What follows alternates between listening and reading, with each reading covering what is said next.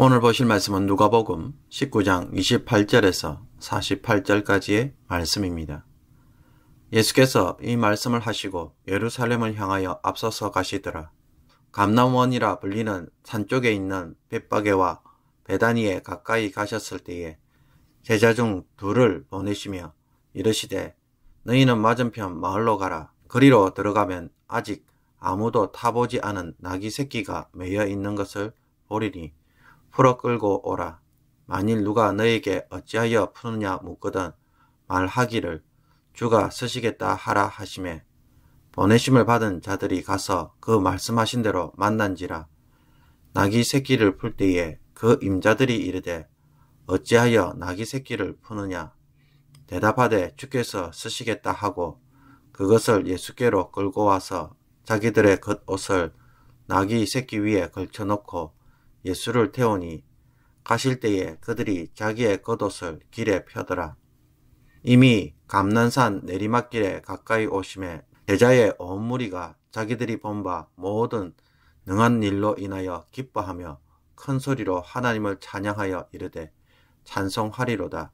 주의 이름으로 오시는 왕이여 하늘에는 평하여 가장 높은 곳에는 영광이로다 하니 무리 중 어떤 바리새인들이 말하되 선생이여 당신의 제자들을 책망하소서 하거늘 대답하여 이르시되 내가 너희에게 말하노니 만일 이 사람들이 침묵하면 돌들이 소리 지르리라 하시니라. 가까이 오사 성을 보시고 우시며 이르시되 너도 오늘 평화에 관한 일을 알았더라면 좋을 뻔하였거니와 지금 내 눈에 숨겨졌도다.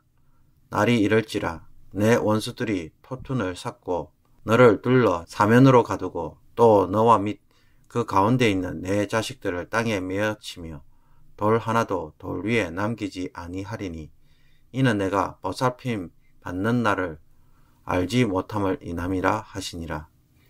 성전에 들어가사 장사하는 자들을 내쫓으시며 그들에게 이르시되 기록된 바 내 집은 기도하는 집이 되리라 하였거늘 너희는 강도의 소굴을 만들었도다 하시니라.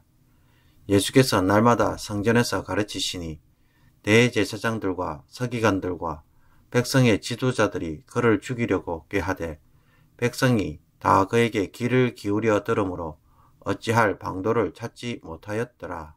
아멘. 연예인들은 사람의 인기로 먹고 살아갑니다. 이런 연예인들에게 가장 힘든 일이 있다면 인기가 식어서 사람들의 기억에서 사라지는 것이고 더 이상 찾지 않는 사람이 되는 일이 될 것입니다. 때론 이런 절망감은 종종 자살로 이어지기도 하는 것을 신문을 통해서 발견하게 됩니다. 그렇다면 우리는 사람들의 판단과 말로부터 얼마나 자유합니까? 우리가 연예인들이 아니기 때문에 상관이 없다고 말하려는지 모르지만 가만히 들여다보면 우리에게도 연예인 본성이 있는 것 같습니다. 사람들이 나에 대해 하는 말 한마디에 가장 행복한 사람이 되기도 하고 세상을 포기하는 사람이 되기도 하기 때문입니다. 칭찬은 고래도 춤추게 한다는 말이 있습니다. 사람의 마음을 들었다 놓았다 하는 것이 바로 그 사람에 대한 평가입니다. 말 한마디에 세계적인 선수가 되기도 하고 말 한마디에 평생을 실패자로 살아가도록 만들기도 하는 것입니다. 예수님이 예루살렘에 올라가실 때 예수님은 이것이 자신의 마지막 유월절이며 여행이 될 것을 알고 계셨습니다. 예수님은 하나님 나라가 임하셨다고 선포하신 후에 이제 예루살렘 성의 임금이 되시는 사건으로 마지막을 장식하고 있습니다. 그동안 예수님은 자신이 누구이신지 감추셨습니다. 그러나 이제는 그 마지막 때가 되심으로 자신이 이스라엘의 참된 왕이 되심을 공개적으로 드러내고 계십니다. 그래서 왕이 타고 다니던 나귀를 타고 입성하셨던 것입니다. 예수님의 이런 공개적 선포에 제자들은 흥분이 되었습니다. 드디어 예수님이 헤롯 가문을 무너뜨리고 로마를 무너뜨리고 왕이 되려고 행동을 취하시는 사건으로 간주한 것입니다. 그래서 찬송하리로다 주의 이름으로 오시는 왕이여 라고 노골적으로 외치며 예수님이 오시는 길에 옷을 깔고는 마치 왕이 즉위식을 하기 위해 입장하는 것처럼 온갖 분위기를 잡았습니다. 누가 봐도 조금 있으면 예수님이 사람들을 선동해서 왕이 될 것 같은 그러한 분위기였습니다. 이런 모습의 바리새인들이 예수님에 대해 거부감을 일으키며 자제해 줄 것을 호소하자 예수님은 예수님의 제자들이 이렇게 하지 않는다면 돌들이 일어나 찬양할 것이라고 도리어 반문합니다. 예수님은 제자들의 열광적인 반응을 거부할 이유가 없었습니다. 그러나 제자들의 이런 열광은 오래가지 못했습니다. 나중에 십자가형이 주어질 때에 그들은 잠잠했으며 정작 예수님이 로마의 법에 따라 처리되고 십자가의 형에 처지자 많은 사람들이 예수님을 떠나가고 모른 척 했습니다. 대세에 따라 행동하는 모습을 보여준 것입니다. 예수님과 가장 친하던 사도들조차도 그런 모습을 보여주었습니다. 만약에 사람의 인기와 말에 예수님이 움직였다면 100% 실족했을 것입니다. 사람들의 마음이 이렇게 간사하고 한순간에 상황에 따라 없던 일로 행동하는 것이 너무나도 충격이 아닐 수 없었을 것입니다. 그러므로 예수님은 사람들의 말과 인기, 평판이 자신의 삶을 이끌어가는 것에 대하여 단호하게 대응하는 것을 보여줍니다. 그것이 중요하기는 하지만 그러나 자신의 삶을 이끌어가도록 그 목소리에 그 어떤 의미나 힘을 주지는 않았던 것입니다. 우리는 과거 어느 때보다도 사람들의 말과 판단, 인기에 의해 쉽게 영향을 받는 삶을 살아가고 있습니다. 그래서 인기가 돈이 되고 권세가 됩니다. 그러나 동시에 그 권세로 인하여 결국 상처를 받게 되는 것이 사람들이 보여주는 인기의 실체입니다. 오늘 우리는 사람들이 하는 말에 너무 큰 의미와 가치를 부여함으로써 결국은 이것으로 도리어 상처를 받고 살아가는 것은 아닌지 되돌아볼 수 있기를 원합니다. 그런 상처가 알고 보면은 내가 스스로 만든 것일 수 있음을 발견할 필요가 있습니다.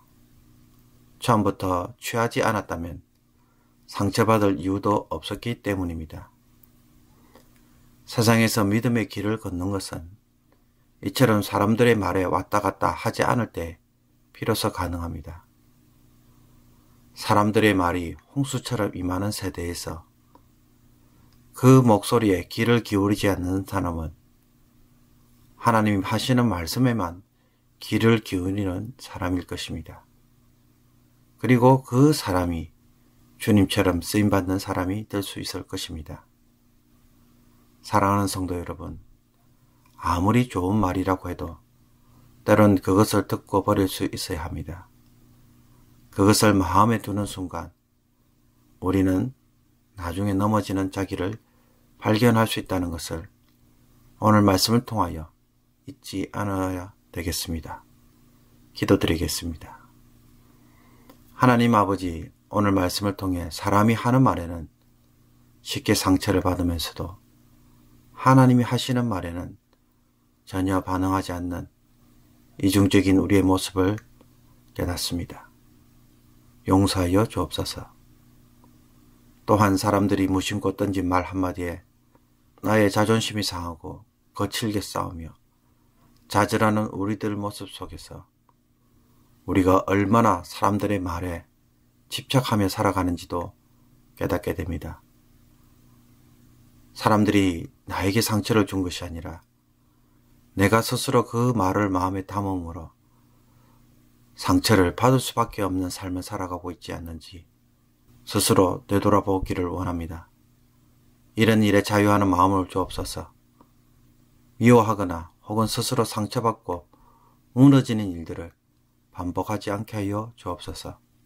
오늘도 걸어가야 할 길을 걸어가고 있는지, 해야 할 일을 하고 있는지, 섬겨야 할 일을 섬기고 있는지 먼저 돌아보게 하여 주셔서 사람들의 말에 이리 흔들리고 저리 흔들리며 상처받는 일을 이제는 중단할 수 있는 저희들이 되게 하옵소서.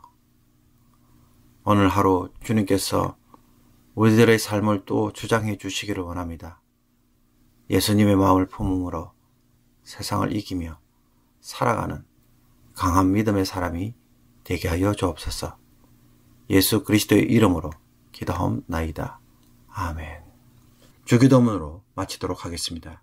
하늘에 계신 우리 아버지여, 이름이 거룩히 여김을 받으시오며 나라의 임하옵시며 뜻이 하늘에서 이룬같이 땅에서도 이루어지이다.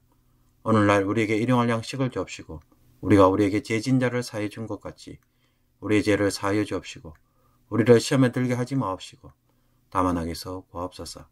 대개 나라와 근세와 영광이 아버지께 영원히 있사옵나이다. 아멘.